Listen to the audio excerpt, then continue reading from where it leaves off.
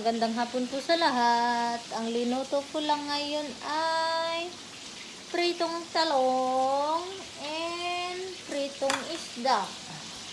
Ayan yung prito namin isda. Ito yung iba. Prito ko na hanggang mamayang gabi na to. Ito. Ang aking isda. Ito. Pritong isda. Mayroon kaming red egg.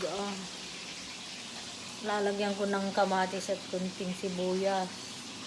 Ipares ko sa isda. Pero yung pritong talong pares na rin sa isda eh. Ayan. Prito ko na lahat to para pag uwi nila madam galing sa office, hindi na mag-amoy isda yung bahay. Hindi na ganun ka baho ng isda. Ipainit ko na lang sa air fryer mamaya pagdating nila pagkakain na.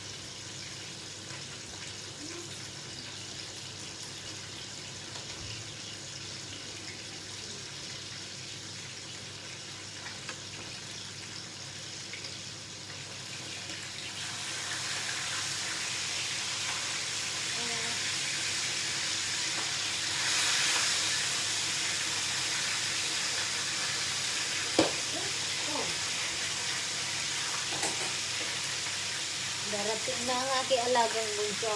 Kaya kailangan matapos ko na dito bago darating ng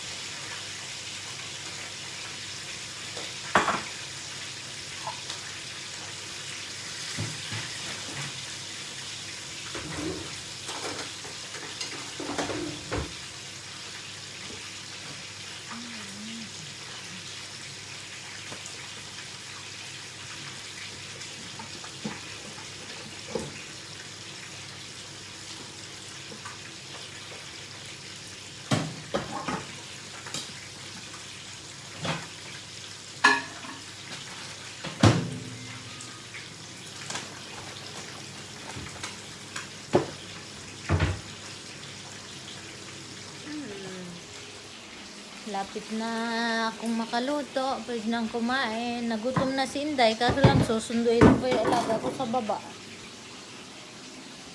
Mamaya na lang pagbalik, sabay na kami kain. Namula yung mukha ko sa init